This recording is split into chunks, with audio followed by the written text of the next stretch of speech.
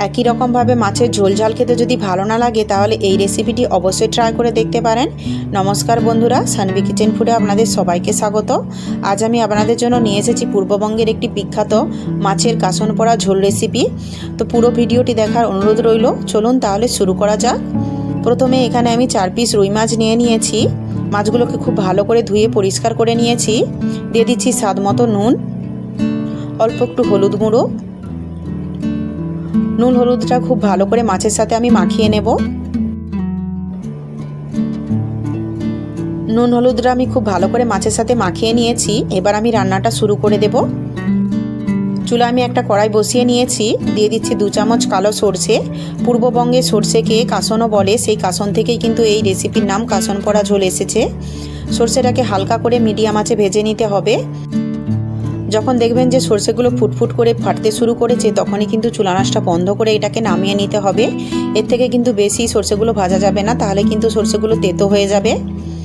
দেখুন বন্ধুরা, আমার সর্ষেগুলো কিন্তু ফুটফুট করতে শুরু করে দিয়েছে। এবার আমি চুলা আঁচটা বন্ধ করে এগুলোকে নামিয়ে নেব। ওই কড়াইতে দিয়ে দিচ্ছি মাছ ভাজার জন্য সর্ষের তেল। তেলটাকে খুব ভালো করে গরম করে নেব। তেলটা ভালো মতো গরম হয়ে গেছে। দিয়ে দিচ্ছি নুন হলুদ মাখানো মাছ।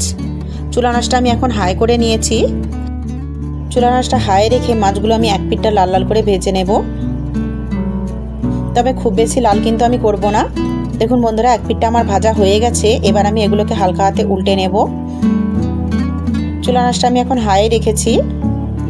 এই মাছগুলো কিন্তু খুব বেশি কড়া করে ভাজা যাবে না, তাহলে কিন্তু সেই স্বাদটা আসবে না। মাছগুলো আমি উল্টে নিয়েছি। এভাবে আমি অপর পিঠটাও ভেজে নেব। অপর পিঠটাও আমার ভাজা হয়ে গেছে। এবার আমি মাছগুলো তুলে নেব। মাছগুলো আমি তুলে নিয়েছি। ওই তেলের মধ্যে দিয়ে দিচ্ছি 1/2 চামচ কালো জিরে, একটা কাঁচা লঙ্কা। ফোড়নগুলোকে খুব ভালো করে আমি ভেজে নেব। ফোড়নগুলো আমার ভাজা হয়ে গেছে, খুব সুন্দর মিষ্টি একটা গন্ধ বেরিয়েছে। এবার আমি দিয়ে দিচ্ছি এর মধ্যে ভেজে রাখা মাছ। দিয়ে দিচ্ছি 1/2 চামচ হলুদ গুঁড়ো, স্বাদ মতো নুন, পরিমাণ মতো দিয়ে দিচ্ছি জল। জলের পরিমাণটা আপনারা এখানে ঝোলটা যে হিসাবে রাখতে চান সেই হিসাবেই দিয়ে দেবেন। খুব ভালো করে একবার মিশিয়ে নেব। এই রেসিপিটা আপনারা যে কোনো মাছ দিয়ে বানিয়ে নিতে পারেন, যেমন বাটা, কাতলা। যে মাছগুলো কালো জিরে দিয়ে ঝোল করা যায় সেই মাছগুলো দিয়ে কিন্তু এইটাও বানানো যায়।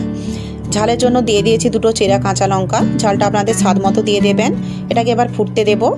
এদিকে যে সর্ষেটা আমি ভেজে রেখেছিলাম সেটা আমি শিলে গুঁড়ো করে নেব।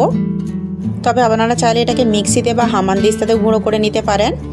আমার চ্যানেলে যে নতুন বন্ধুরা এসেছেন তাদের কাছে একটা অনুরোধ, প্লিজ চ্যানেলটিকে সাবস্ক্রাইব করে আমার পাশে থাকবেন এবং পাশে থাকা বেল আইকনটি অবশ্যই অল করে নেবেন, যাতে আমার পরের ভিডিও নোটিফিকেশানটি আপনাদের কাছে পৌঁছে যেতে পারে। সরষেগুলো আমি গুঁড়ো করে নিয়েছি, এগুলোকে আমি একটা বাটিতে তুলে নিলাম। এদিকে ঝোলটাও কিন্তু খুব সুন্দর করে ফুটে গেছে। দেখুন ঝোলটা আমার প্রায় রেডি হয়ে গেছে।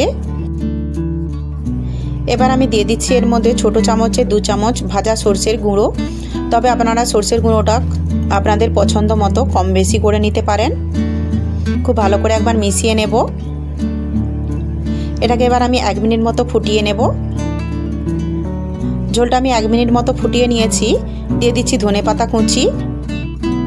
ধনেপাতাটা আমি খুব ভালো করে মিশিয়ে নিয়েছি। চুলা আঁচটা বন্ধ করে দেব। এবার আমি এটাকে ঢাকা দিয়ে 5 মিনিটের জন্য এভাবেই রেখে দেব। দেখুন বন্ধুরা, রুই মাছের কাসন পোড়া ঝোল আমার একদম রেডি হয়ে গেছে।